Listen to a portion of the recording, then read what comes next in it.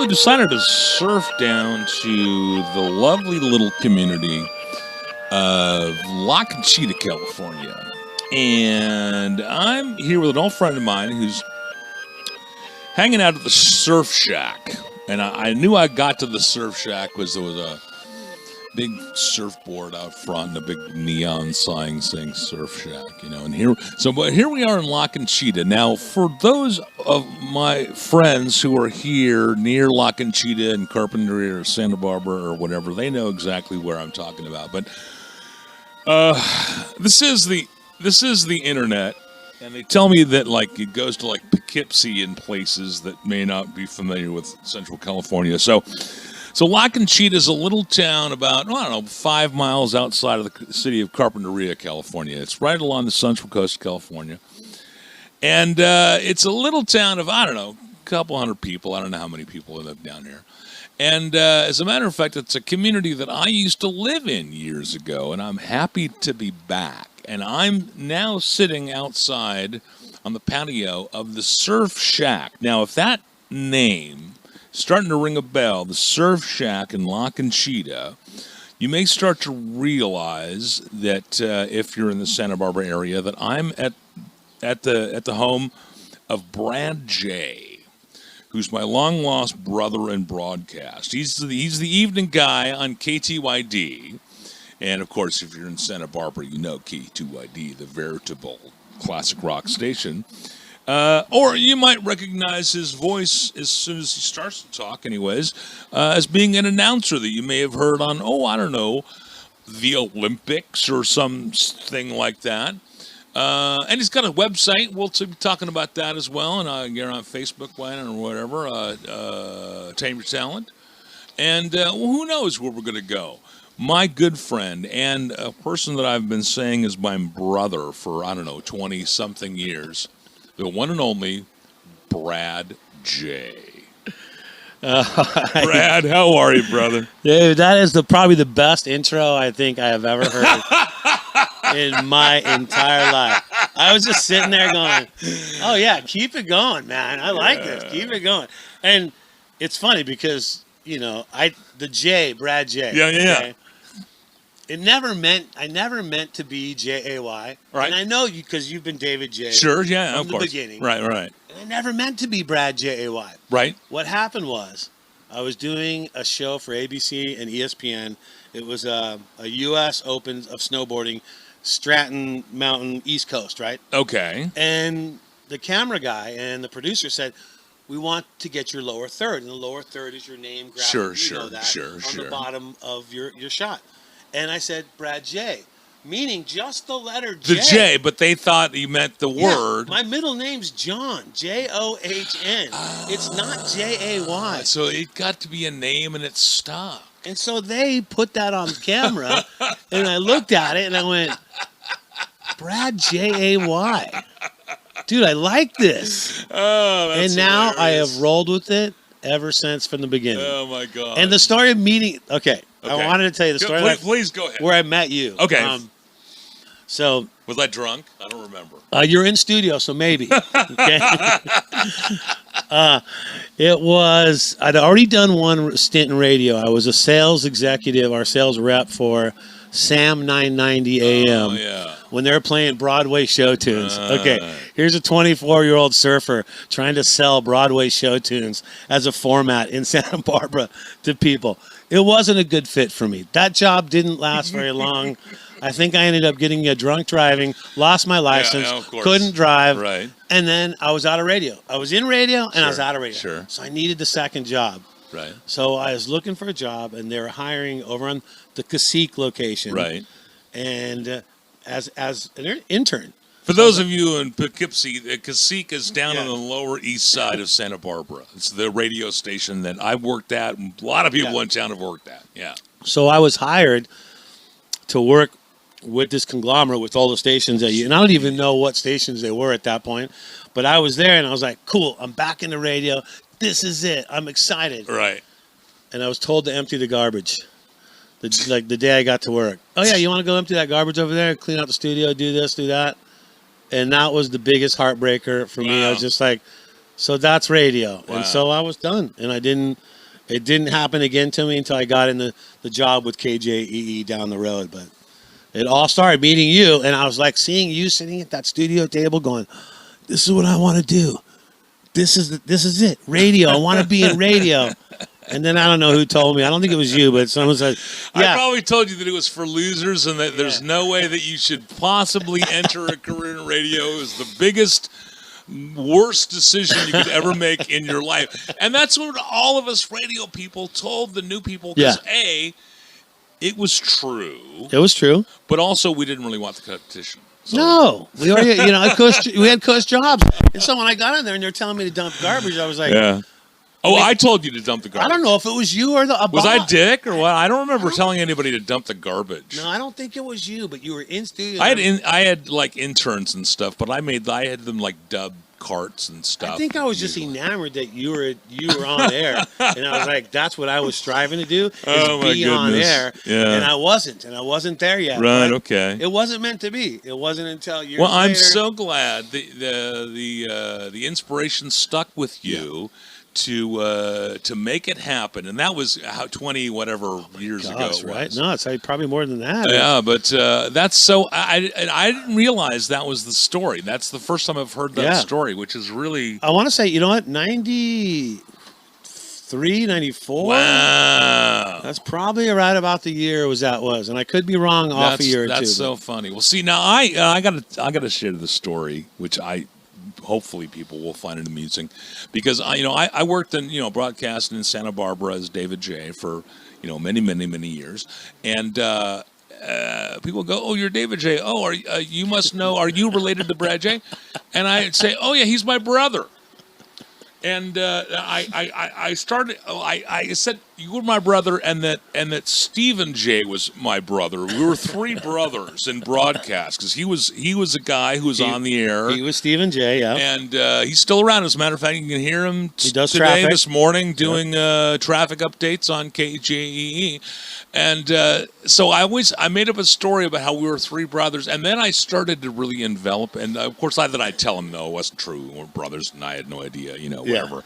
But it was great. And I started to sometimes embellish the story, where I started to tell people that we were a touring, we're a tumbling family. We were the J brothers. J brothers. And we used to have this tumbling routine, but there was this tragic incident. I wouldn't say what it was. It was a tragic incident in Fresno, and we were forced to retire and kind of go on the QT. So we went into radio broadcast. Yeah, it was safer.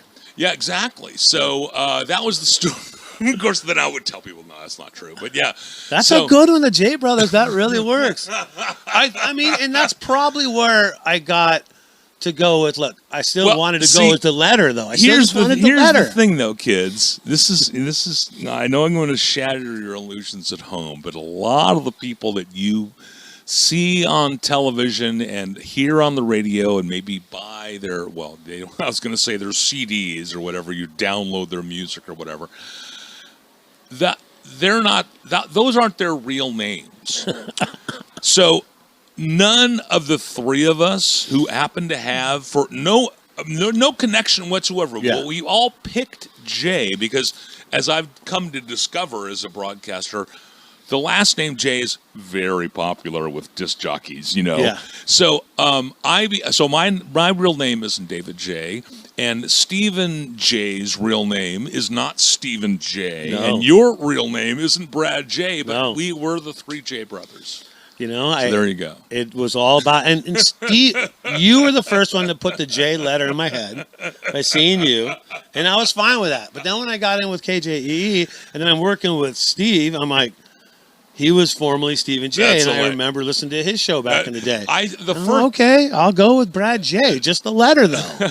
And at KJEE, let me be honest, it wasn't Brad J then, it was just Brad and DM. Well, that's the thing, too. Yeah, I hadn't adapted the J yet. A lot of the people on KJEE are just first names, really, for the most part. Yeah. Anyways. So, but that's very interesting, and I don't really... I don't really know how the whole J thing works out, but there you go. But do you know the story of how I actually got the job to do mornings with KJEE, like actually what happened, who got arrested, and how I got my job. Did you hear that story? I don't know. You don't know that story? I don't know that. I don't. Maybe I do, and I've just forgotten it because it's a bad memory of mine. But what happened? Okay, so name names. What happened? Here's the story in a nutshell. I got the job at KJEE as a volunteer surf report guy first. Right. That was my first job. I wasn't doing the morning show. I was just doing the surf report for the morning show. Right. The surf check, I think it was the surf check it was called. Okay, so I'm doing the surf report, and I'm doing it with a guy called the J-Man. the J-Man. There goes the J. So J-Man's not there. He was doing mornings. I'm doing the surf report for him. Then he moves away. Rick Barker takes the job. Okay. So now Rick Barker is doing morning show for KJEE, and that was after he was Ricky Suave. He was Rick Barker. He went to Rick He went to Rick Barker. Okay. Yeah. So I went to get. And I'm doing the surf report for Barker at that time. Well, Rick was looking to replace me to do the surf report with somebody else, a guy that I've worked with announcing who worked at a surf shop. Daryl, I forget his last name. Daryl was working at Morningstar Surf Shop, and Ricky was going to bring him in, and I was going to be gone. Barker was going to bring him in, and I was going to lose my big radio job again. First radio job, lose it because of a drunk driving. Second radio job, I quit because they made me dump the garbage. Third radio job, I'm about ready to get booted before I even got started in doing mornings. So what happened was, one morning, Rick Barker did not take care of a traffic incident. And was that when they came to the studio and arrested him on air? I talked to Mark Ward about that very day. Yeah, that story right there is how I got my whole start. Right there was that story with radio because he got arrested and he wasn't getting out anytime soon. It wasn't like pay bail, get out the next day. He had to spend days in there, and they had to replace him. Right. So it was like I went to boss's Jim Evans, KJEE, Jim Edwards Evans. Went to Jim and Eddie Gutierrez and said, "Hey guys, how about me? Can I do the morning show?" They laughed in my face. Really? Like, this guy, the surf report dude, is going to do the morning show. Good luck on that. And they kind of laughed me off. Yeah. The next day, they called me and said, "We're going to give you a shot at it." Okay. They suddenly got very desperate. We're going to give you $7 an hour.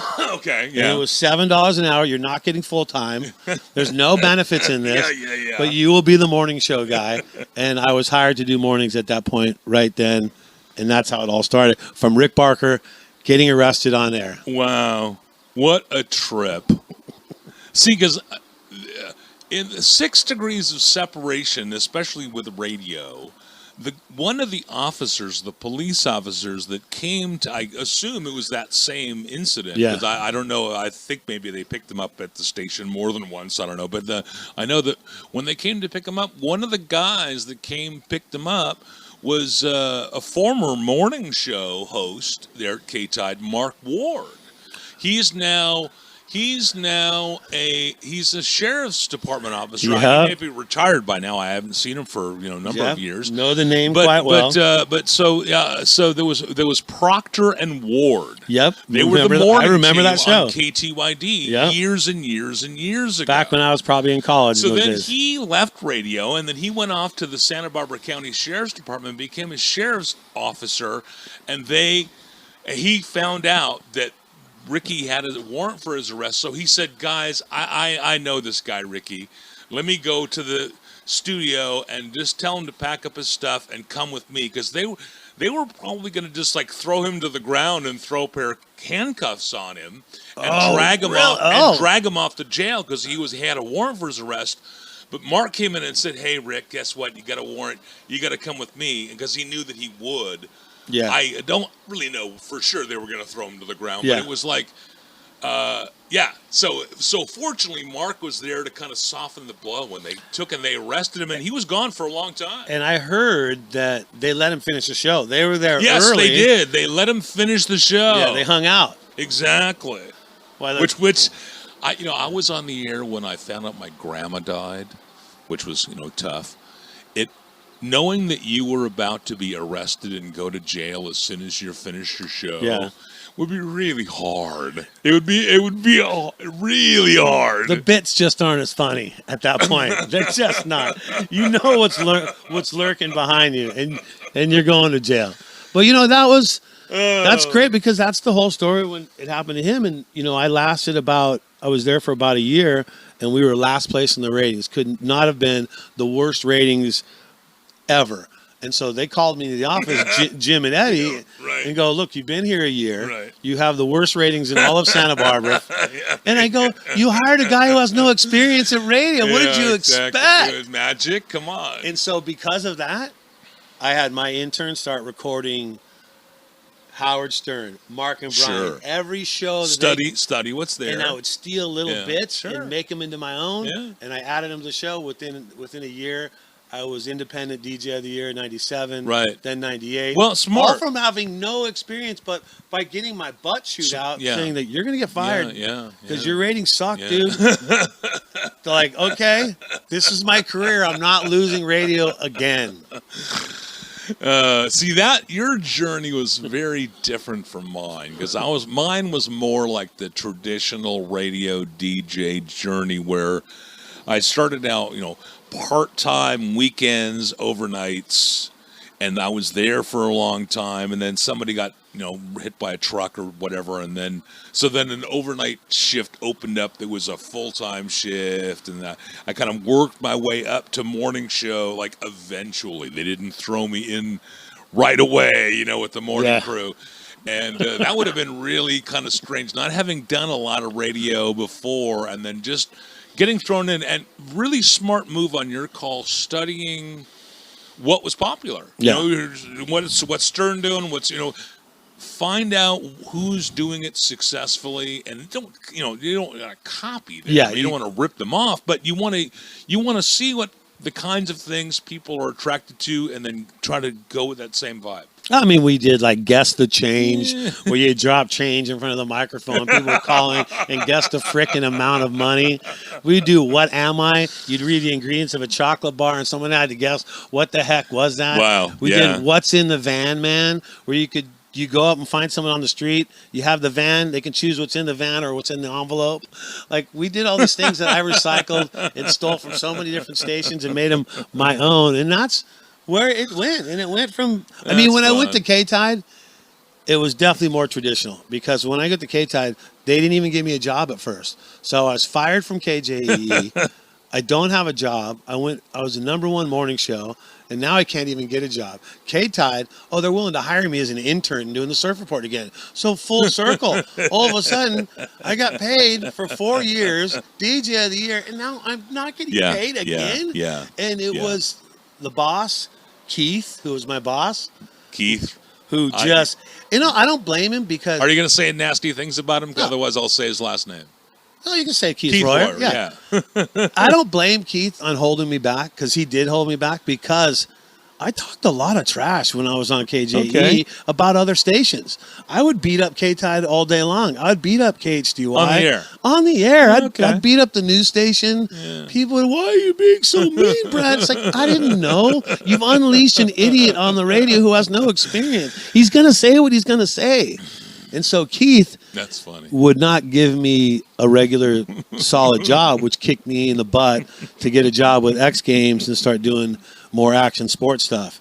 And that's why, because he started me out at overnights. So, and that was it. I went from #1 to overnight. So that's really interesting. I actually didn't realize that. So your lack of the radio career path led you to want to take on more announcing, more sports, because the radio thing was okay and stuff, but it wasn't really going anywhere.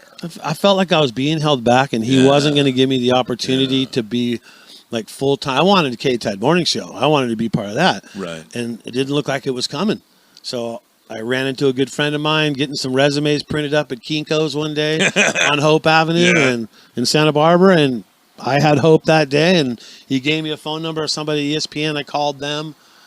And and the lady said, you know what? Wow. Yeah, send me your resume. Wow. I sent her my resume, right? Wow. It says radio, right? Yeah. She goes, I want to come out and see you do your radio events. Okay. I'd already been fired. I don't have any more radio events. Oh, man. So it was like the Brady Bunch episode where I think Peter was fired and had to go back and pretend he worked at the business. I don't know what it was like, but it was like I had to finally get an event. Because she's coming from ESPN to see me work. So a good friend of mine, Mike Dawson.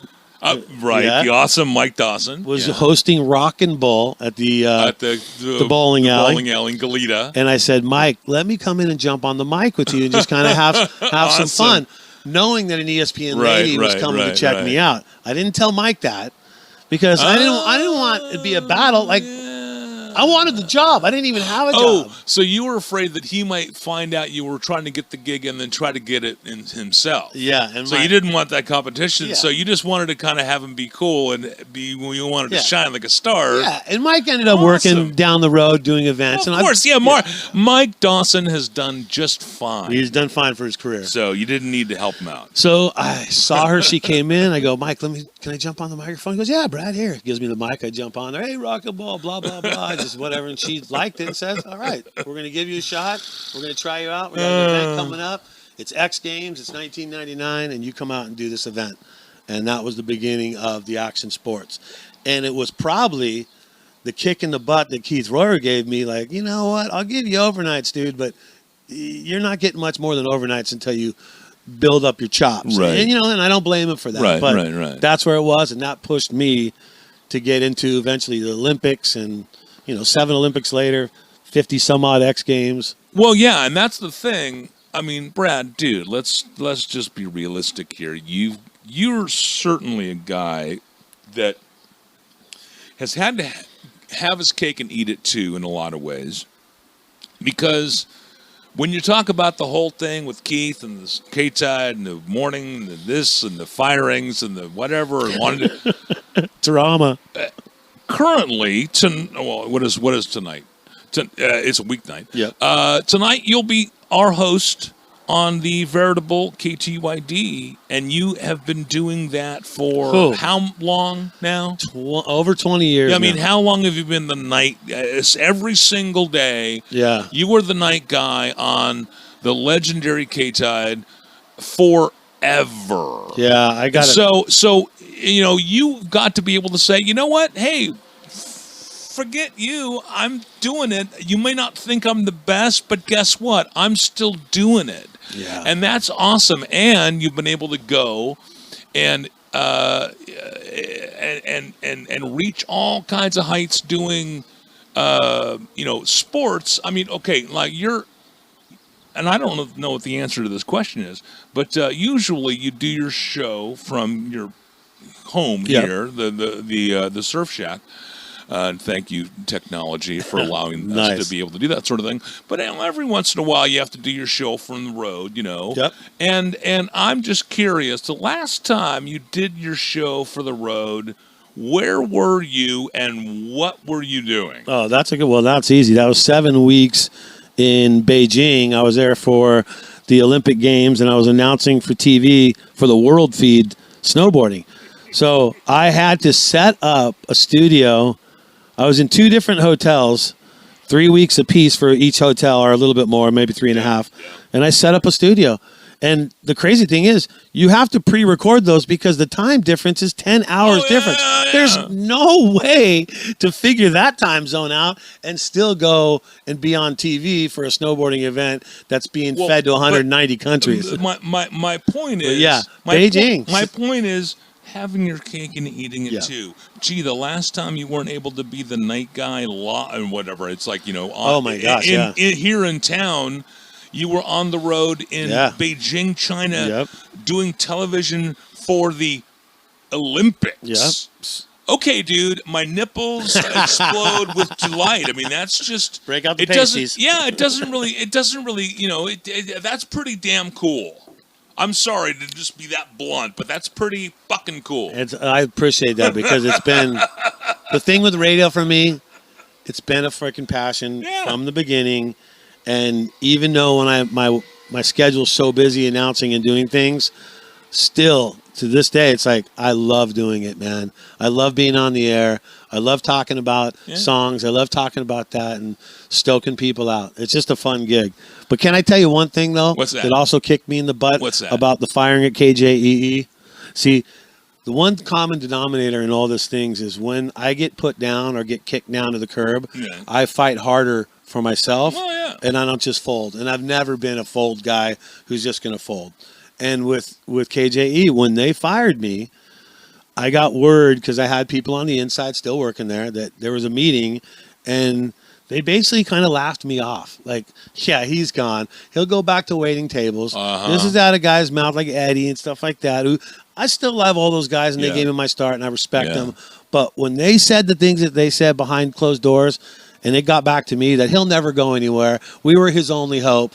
Without KJEE, he's nothing. And when I got those words, they stung so bad because my wife was pregnant at the time of our first child. And I was like, you're going to keep me down? You think that I'm going to let that? And that kind of stuff, that nobody holds the value over me.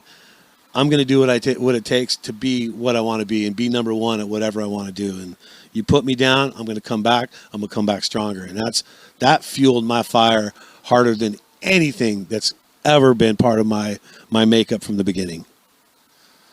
Well, that's actually one of those tests in life where you get through it and you find out what you're made of, and so that's truly amazing. Yeah, much love, and much love too. If it wasn't for KJEE, I don't get my start. So major thanks to KJE. Even though things soured at the end, it doesn't matter. That's how I got it. And no sour grapes towards Keith Royer, because he made me be stronger and go get other jobs and push my way to be a better person at my other job. So everything was a learning block in my life, and I thank everyone for being part of it. But I love to tell the story because it is a freaking awesome story from the beginning. Well, it's one of those things where, you just have to sort of trust what you're doing and let things go and hope that things come back around. And try not to hold any grudges in life. It's like you can go through bad times and you can either let that linger over you and deal with it for a long time, or you can just move on. Yeah, I kind of didn't move on right away. Well, I know you didn't move on. I got you. Kind of a dick. Okay. So what I did. Okay. When I got fired, the day I got fired, I first of all went to unemployment and got on unemployment right away. And the next day I went to K-Tide and called up the morning DJ, remember Matt McAllister back in those days, and said, hey, Matt, I want to come on your show and talk about the top 10 things I couldn't talk about on KJEE. And so Matt, he loved the drama, loved to fuel the fire. He wasn't going to turn me down. Sure. So retrospect now, I wish to God I never would have done that. It was the stupidest thing I could have ever done. I went in there and fried them pretty hard with 10 things that didn't need to be out in the public's eye. It was all behind closed doors stuff that I didn't need to say. And so you wound up looking kind of spiteful or whatever. Looking spiteful. And then even to make matters worse, when I would get a job with the Olympics, or when I would get a job at X Games, or when I would land that job, fax machines were being used a lot still at that time. Sure. I would create my own press releases, and I would fax them to their freaking phone, to their business fax at the station every time I got a job. Brad J gets hired for the Olympics. Brad J gets hired for the X Games. Brad J gets... And I would fax it to him for probably a year and a half. I did that to him until I was like, dude, let it go, man. Well, so living well is the best revenge. So it's good to let it go. But it had some fun. I had some fun. It go. And I saw Steve not that long ago, Island Brew. Oh, good. And I thanked him. And I said, dude, without your knowledge and the stuff that you taught me how to do a morning show, I don't know where I would have gone. I mean, seriously, man, he taught me so much too as well. You learn from these people and take it for what it's worth, man. That's where it's all gone. That's how it all started. Well, so the adventures in radio, and it's sort of not really that. It hasn't been that way for a really long time. But boy, it was certainly interesting for a very long time. And of course, it's a little inside baseball here because we're talking about people that we both know and certain people know, certain people don't. And a lot of people in Poughkeepsie are like, "What the fuck are these guys talking about?" Who are these guys? Yeah, but It's Brad J. but it's just all about radio. It's just it was just a weird. It's a weird time, and now we're all just a bunch of podcasters or whatever. We got websites or whatever. We're all on Facebook or whatever, and actually, that was one of the things I wanted to talk to you about a little bit, and that is that you know, so you're doing the evening show on Conchita, and you're doing some sports. But tell me what's going on with this website. Now you got a website and you're on what, Facebook or you're on Instagram or where are you online and what are you doing exactly? Okay. Well, about 10 years ago, I started realizing that all these stories and stuff that I've learned over the years about not just radio but just announcing in general that's a teachable moment. I started thinking, you know, there's not really perfect schools to follow along as a professional announcer. There's radio broadcasting schools, there's acting schools, but is there a school for being an actual just an announcer of everything? So I started filming these classes, and so I've done like 70 videos over the last 10 or 15 years, I think it is now, and I put that online. It's called Tame Your Talent, and it's just an announcing school that people can get into, follow them, watch the videos, learn the lessons without having to go through what I do, because every situation is an actual thing that happened to me at an event that I learned and fixed for the next time. So that's Tame Your Talent. I also have Tame Your Talent podcast that's available pretty much everywhere, iTunes, Spotify, Anchor. Right. And that's the story of the journey, like of my journey to where it started and where it's at. So I've done that, Tame Your Talent, the podcast, and then I also do Tame Your Talent, the YouTube page, which is just behind the scenes, you know, Olympic behind the scenes, announcing behind the scenes. Like you go on there, I have a ton of videos from Olympic Games and stuff that I've done. Cool behind the scenes stuff that's Tame Your Talent on YouTube. So there you go. Well, that's outstanding. And see, you have to kind of branch out, and it's like, you know, radio is all well and fine. It's great, you know, and everything. But, you know, not many people are listening to radio anymore. Yeah. They're all kind of on the internet. Hello. So you'll meet a lot of people on things on YouTube or with a podcast. Oh, yeah. Directories. So, yeah. I don't have a ton, but I got about 350 that subscribe to the YouTube page right now. Good. And that's good. And there's some cool stuff on there. There's good behind-the-scenes stuff. And the podcast has been fun just doing, because it's just me being me, just talking stories about what I've gone through and how, you know, the travel's got me there. So that's fun stuff too as well. But Brad JAYMC. There's my social. Good. Well, everybody's got the social media thing happening, and I actually, you're kind of reminding me actually that I'm trying to get better at remembering when to give out my contact info, because I keep forgetting about it. I did last week, or last time. Now, it wasn't week. Podcast time is whenever it was. But before that, I hadn't done since like the first episode or whatever. So if you do want to get a hold of me and you want to maybe complain about the show or how unprofessional it is or whatever, or you just want to tell me how great Brad is,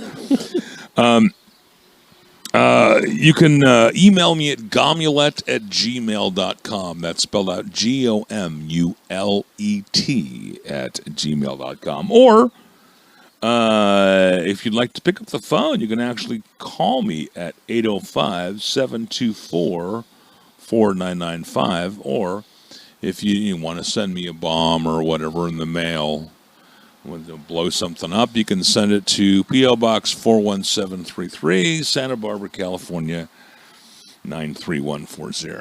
Okay. I feel better now that I got that out of the way. You got to do the proper stuff.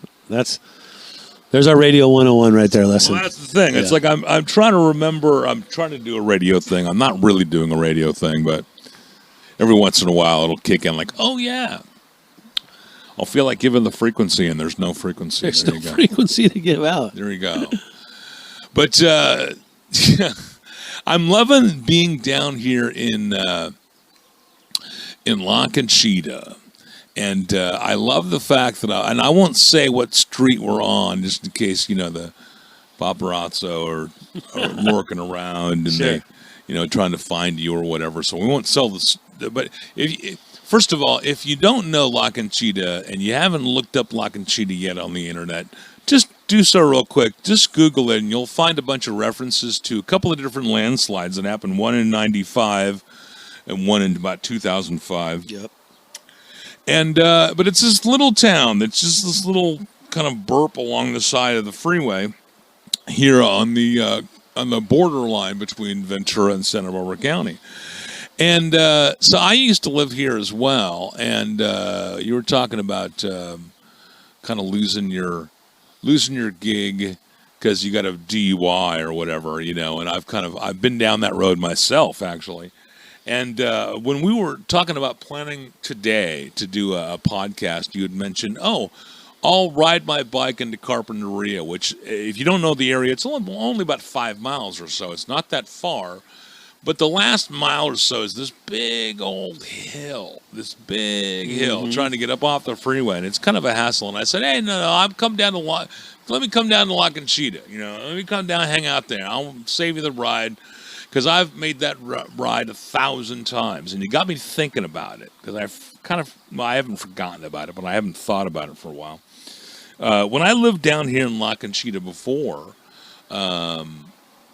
I was like the bike man of La Conchita, and this is probably the most interesting story that I have, actually. I was working, and this was about the turn of the century, way back many days ago. Ask your parents about it. We had survived the Y2K crisis successfully, but had yet to face 9/11. Hadn't happened yet. So it was about near 2000, 2001.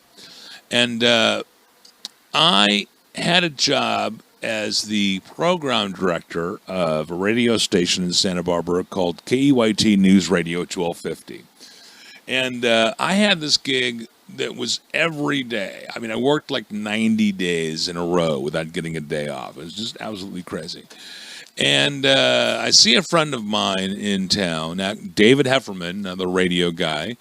And I see him, and he's getting gas, and he says, "Hey, listen, we need a production director at the group of radio stations that I work at. And as a matter of fact, your name came up, so you should call our GM and see if there's a gig for you." And I had a perfectly fine gig, but they wouldn't give me a day off, so I thought, well, I'll look into that. So I decided to leave after all this time. And I got this brand new gig as the production director working for Cumulus Broadcasting.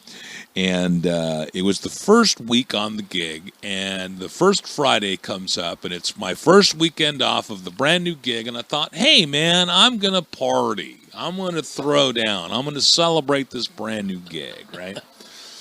So I go downtown Santa Barbara, and I actually go into this place, rather famous in Santa Barbara, called Joe's Cafe, and a girl that I had, there was a former girlfriend of mine that I was still friendly with, but I wasn't dating anymore, was working at Joe's Cafe, and I knew that she would be getting off getting off work about 10 o'clock or so, and it was early in the evening.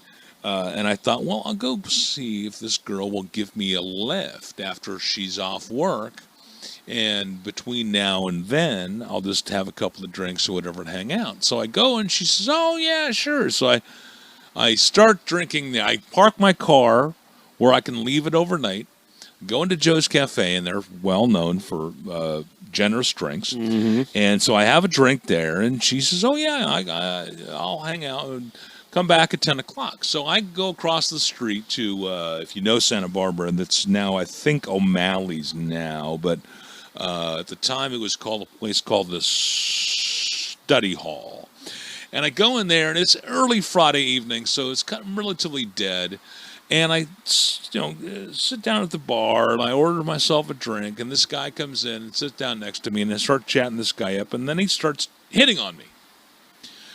And I'm cool and everything, but I'm not cool like that exactly. I mean, I was trying to be chill with the guy, but it wasn't going to go his way. So I told him, hey, listen, man, relax. It's not going to go your way.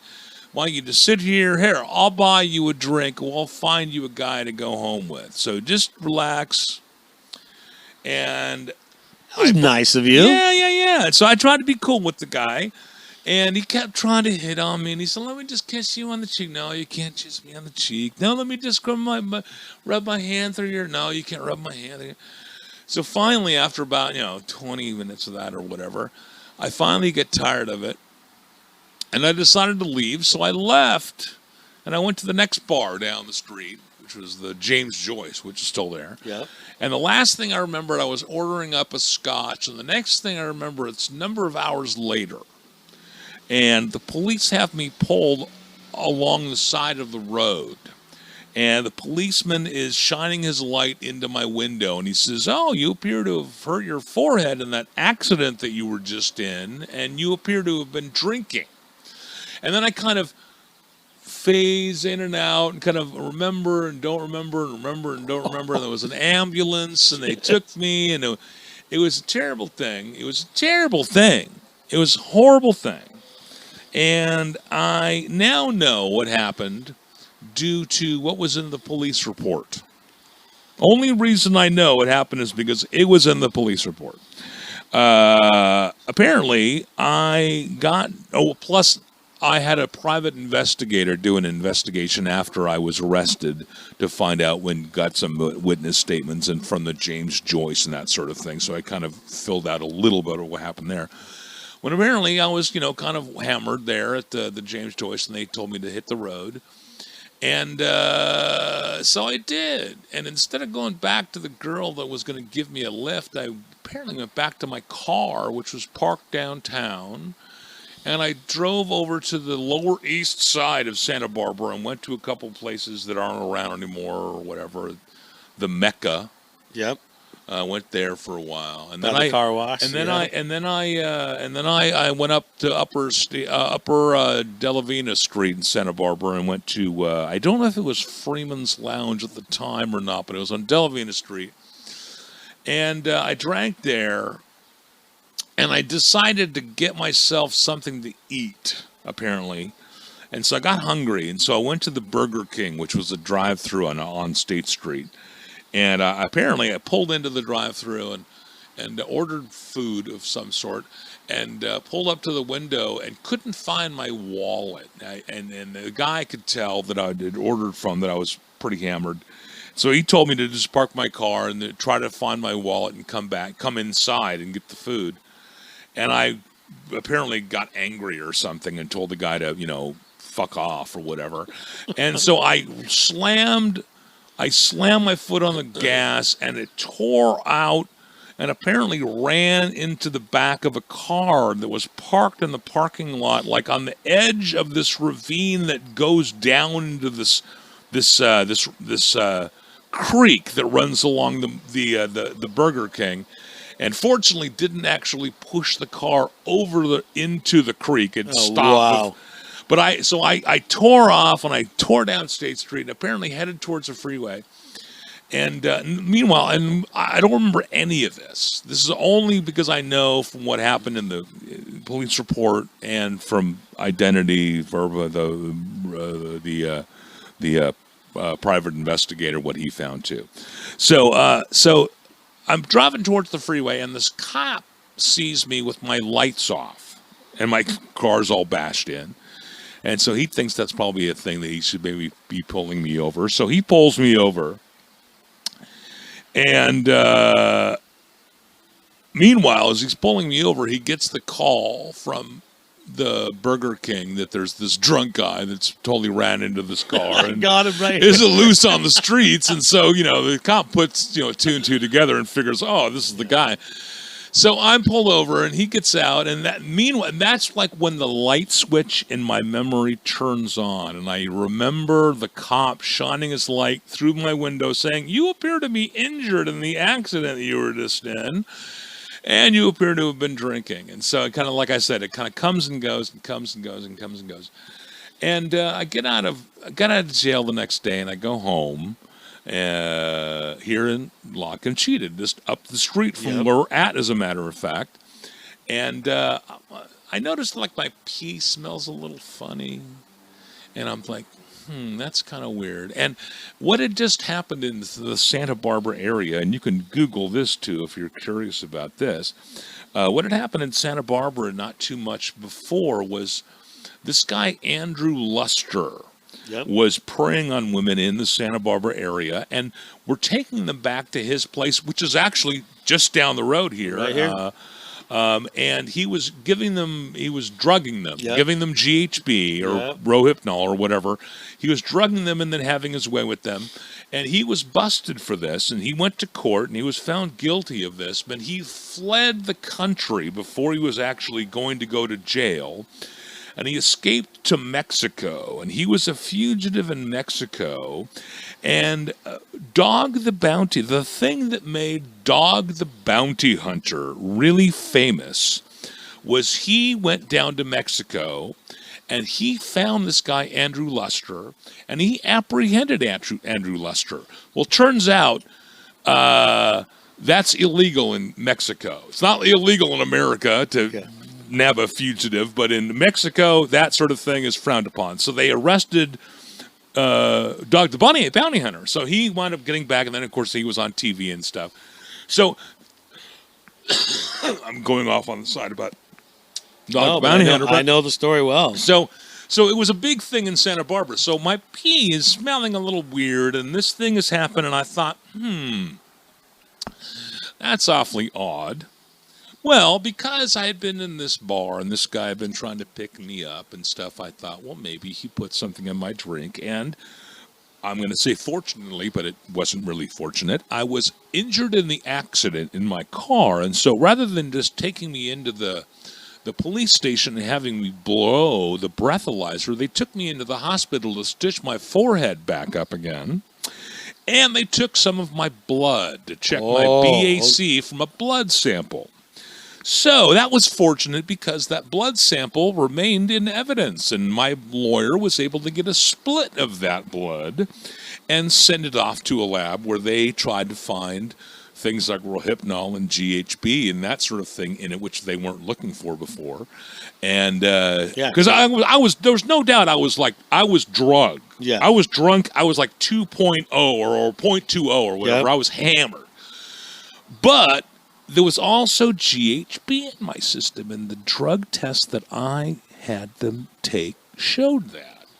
And so I went, so the DA took a sample of the blood and they sent it back to the lab, and they ran the test and they found the GHB, and they said, well, okay, if you can pass a polygraph test that shows that you're telling the truth about what you're telling us that happened that night, and that you were drugged against your will and that sort of thing, and you had a ride, and and I have my ex-girlfriend give me a written statement saying that I had gone there before I'd started drinking to get a ride and didn't start drinking until after I had secured the ride. Because the DA was like, okay, I believe you, except why did you have the keys in your pocket? Why didn't you give the keys up to somebody before you started drinking? I'm like, well, I didn't really think I had to give the keys up. I just figured I wasn't going to drive, and I had a ride, so I didn't have to drive. So why I wasn't going to give the keys you weren't up. thinking clearly because you were drugged. So exactly. So he said, all right, my drug test is the same thing. So I tell you what, you pass a polygraph test, we'll talk about it. So I took a polygraph test. I actually hired at the time was the vice president of the California Association of Polygraph Examiners. And he came into my studio, actually, I was on the air, and gave me a polygraph examination and asked me a bunch of questions. And I passed the polygraph exam quite convincingly, turned it over to the DA. DA said, well, this looks good. I tell you what, you do the same thing with my guy at the sheriff's department, and we'll drop the charges. So I did. So I went to the sheriff's department, took another polygraph test with their sheriff's department dude, passed it. So after 8 months of going to court and going to court and going to court and going to court, I finally had this thing reduced to, it was a reckless driving charge. Not a wet reckless, a dry reckless. It was like a $400 fine. It was like a traffic ticket. Yeah. and it went away. But the whole time I didn't have, my car was crashed. I didn't have a car. I didn't have a driver's license. And I lived down here in La Conchita. And so you're talking about riding your bike in to meet me for, coffee and podcasting today in Carpinteria. And I'm like, no, dude, I know what that's like because I had just gotten this brand new job. First weekend I'm here. And now all of a sudden I have to take the bus into work. And so what I have to do is I have to ride my bicycle from La Conchita into Carpinteria every day for 5 days, 6 days a week to get the bus then with the bicycle to take it into Santa Barbara to do my job and then ride back home again. And so I have made that ride 1,000 times. Just 1,000 times. What a trek that is. Yeah. It is a total trek. And you know what? I tell you what, if you don't know La Conchita, Google it. Just look at some pictures. It is just so beautiful here. It's just along the coastline. It's so fantastic. And yes, you're riding along the freeway, the 101 US 101 freeway. But I tell you what, it was a truly an exercise, a lesson in gratitude for me because my life was not completely fucked because I had a cool radio gig, but that was about the only thing that I had. I didn't have a girlfriend. I lived in this kind of, it was, it's not a bad house, but I was in this kind of shitty place in La Conchita, and I had to ride my bicycle along the side of the freeway to get into town, to take the bus to work, and how fucked up was that? But you know what? It is so beautiful here that at 6:30 or whatever in the morning when I'm riding my bike along the US 101, I'm looking towards Rincon Point and the waves rolling in, and it's so fantastic and it is so beautiful. And I just would think, you know what? If I have to get stuck riding my bicycle along the side of the freeway to get to work, at least this is where I'm getting to do that at. I just had to just be grateful for the little thing because everything else was screwed, So yeah.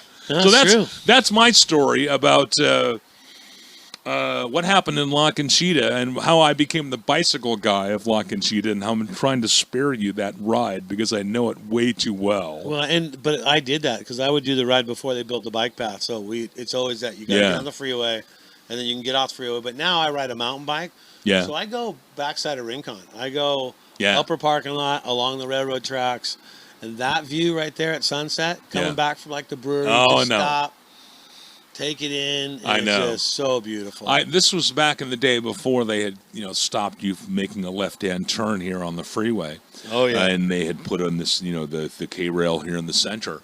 And so back in the old day, when you were coming southbound, you could make a left-hand turn across the northbound lanes into La Conchita. But also, there was a tunnel that ran under the freeway, and it was they were big boulders, and it was a drainage tunnel. So it was just about tall enough for my 10-speed bicycle and for me to crouch over. That's how we got there. And I used to take my bicycle, but every day, well, at least not every day, it was nice weather anyways, I would ride my bike down the hill, along the side of the freeway. I would stop, and I would take my bike, and I'd put it on my shoulder, and I'd climb down the rocks, down to the tunnel. Yeah, I did the same thing. And I'd sit there, and I would look at the view of Rincon Mountain or whatever, and I would just think, once again, exercise and gratitude. Yeah. It's a nice day. I'm enjoying this. At least I got this moment to just collect myself, and then I come home. So it was great, Yeah. It was great. This coast is beautiful. I can ride all the way into Santa Barbara and back from here along the coast and just stay along the railroad tracks, use all the areas to stay off the main road. And when you're on a mountain bike, it's just, there's nobody out there. You're in areas in SoCal where you're like on a Sunday where everywhere is massively crowded and you're by yourself looking at an ocean view. There's certain places you can go for that. Well, I guess this is probably a good way to end the show. It's been awesome, though. Because it's just all about gratitude. We are just in such a perfect place, and I'm sorry for you folks in Poughkeepsie and have to Google how nice it is here. Come on out on vacation, and do your thing. And, because it is awfully nice. And I've had a lot of fun hanging out here in La Conchita and thinking about the old days living here myself. My brother. And I have had an outstanding time with my brother in broadcast, Brad J., and talking about a bunch of friends of ours that we know, but as listeners to the radio in Santa Barbara, a lot of listeners will know them even if they don't know them personally. Yeah. And, life is all about having great stories in the end. I mean, you could have $1 million and you could have a whatever, but at the end of the day, when you pass off to the next thing, you don't get to take any of that stuff except the memories of what you did while you were here. Yep. And so we have a lot of great memories from our time in radio, and you've got a lot of great memories from doing sports and living here in La Conchita, and life is good. And so I really appreciate you having me here at the Surf Shack. So I get a little time to do my thing here. We'll do this anytime you want to do this. We'll give it a few more months and we'll visit again. We'll have a good time. Well, yeah, who knows? And who knows? There might be a war somewhere that we want to talk about or something like that. So we'll come up with something. That happens. We'll come up with something. There's always something to talk about. In the meantime, the folks in Poughkeepsie can be satisfied that we're going to come up with something for them. Awesome. There you go. All right, pal. Well, that's it. We'll check in with you next time we decide to surf the world's safest.